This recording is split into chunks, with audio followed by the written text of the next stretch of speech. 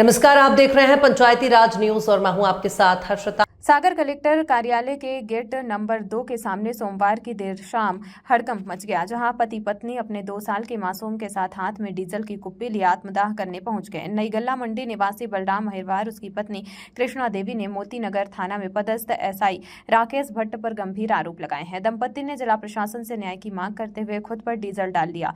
यहाँ तक कि बलराम और उसकी पत्नी ने अपने ऊपर डीजल डालकर जेब से लाइटर निकाल लिया और जलाने लगे।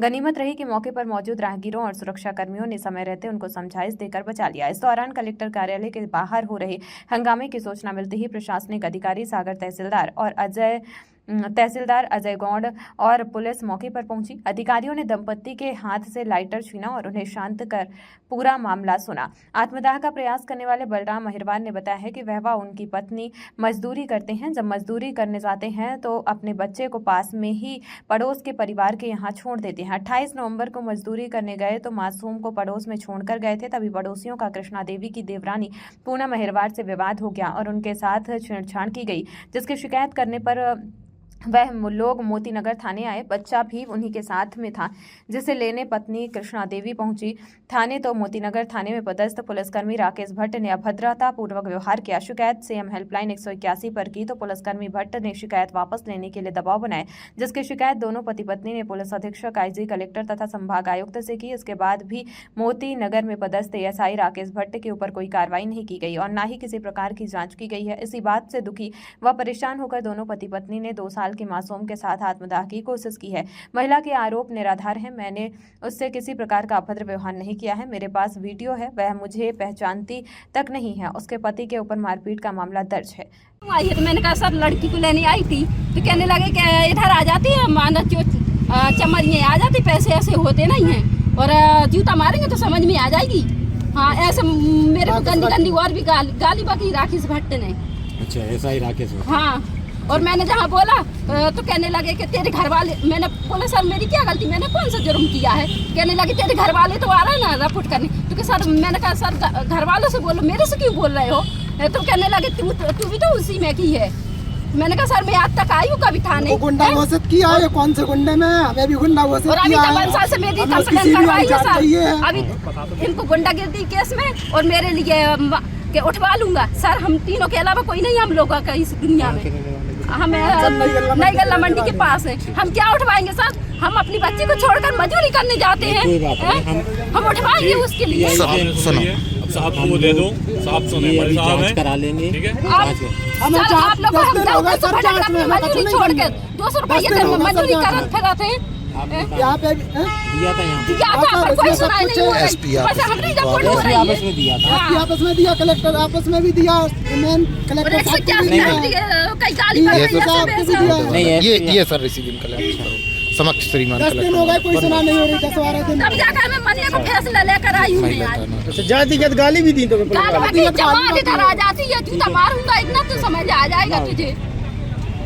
मैंने बोला सर मेरी क्या गलती, मैंने कौन सा जुर्म किया, मैं तो लड़की को लेने आई हूँ। सर हमें कार्रवाई चाहिए, जांच 10 दिन से कार्रवाई चाहिए। हमें ये सुनना था 10 दिन से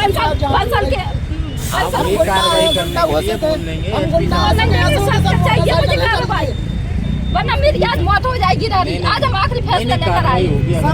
आज ही करो, सस्पेंड करो। सर हमने कोई इज्जत नहीं है, मैं बड़ा नहीं हूं। आप इंसाफ नहीं दोगे इस तरह करी है सामने।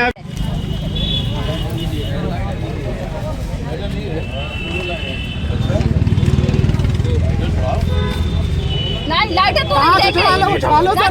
नहीं कोई दिक्कत नहीं। अरे तुम ला नहीं, कोई नहीं छुड़ा रहा। आज हम आखिरी फैसला लेकर आए। चाहिए ना तो आज लाश हो जाएंगी तीनों की। नहीं, पहले ये बताओ आपने ये शिकायत लगाई थी, क्या पहले मूल कारण क्या है आपने? मूल कारण मेरा कुछ नहीं, झगड़ा है जो इनके बड़े भाई का था और दो भाइयों का था। मुझे कोई पता नहीं ना, मैं उन्हें जानती पहचानती। दोनों भाइयों का झगड़ा हुआ है? नहीं है, हमारे 2 एक छोटे भैया एक बड़े भैया, उनका पहले किसी से झगड़ा हो गया। हाँ, अब उसमें हम नहीं थे, हम रहते हैं दिल्ली में काम करते, उसमें हमें भी घसीटा जा रहा है। अच्छा। और उस पर जो बच्ची को लेने गई थाने तो इनको जूता से मारने की बात करी है, उल्टा सीधा बोला। हम पहले ये जो कारण है सीएम हेल्प लाइन लगाने का, पहले क्या हुआ था मुझे राजेश वो भट्ट ने बताइए। उल्टी सीधी बोली थी सर, मैं इसलिए सीएम हेल्प लाइन लगाई थी सर। राजेश भट्ट ने बोला। हाँ लेकिन किसको उठाया, थाने में किस काम से थाने गए किस काम से गई? मैं तो इसे लेने गई थी और कोई तो ये किसके साथ वहाँ पहुँच गई थाने में? छोटी नंद के साथ गई थी, छोटी हाँ। देवरानी के साथ। तो वो क्या मामला हुआ था? उनके उनका साथ मतलब बस छेड़छाड़ हो उन्होंने गई छेड़छाड़ थी की उनमें। थी, तो वो रिपोर्ट करने गई थी, उनकी रिपोर्ट भी नहीं लिखी थी। किसकी रिपोर्ट? पूनम अहिरवार वो कौन लगती है तुम्हारी? देवरानी थी, तो उनके पास छोड़कर गई थी मैं लड़की को, तो वो साथ में लेकर गई कि वो उधर भी कोई नहीं था बच्चे। छेड़छाड़ किसने करी थी? बंसलों ने। क्या नाम है? नाम क्या है? राम कृष्ण। राम कृष्ण नाम है, 2 जन थे वो। 2000 जानते उनकी हैं, वो चार एफआईआर दर्ज नाम ही कराने जानते गई, हमारी बच्ची उनके पास थी, तो ये बच्ची लेने से थाने गई थी। हम लोग का कोई मैटर नहीं है सर। इसमें हमारी एफआईआर हुई है मोती नगर में, हमें सीबीआई जांच चाहिए। सीबीआई जांच चाहिए कि हमारी कौन सी तरीके से एफआईआर हुई है, और हमें ये न्याय चाहिए। हमारी एफआईआर हुई है। पर तुम कह रहे कि तुम्हारे पर एफआईआर हुई? एसपी साहब को बताएंगे, एसपी साहब को जाएंगे। PI साहब की सारी रिकॉर्डिंग है। सुनो तो बलराम, बलराम ये बताओ, सुनो मिलती है तुम्हारे ऊपर एफआईआर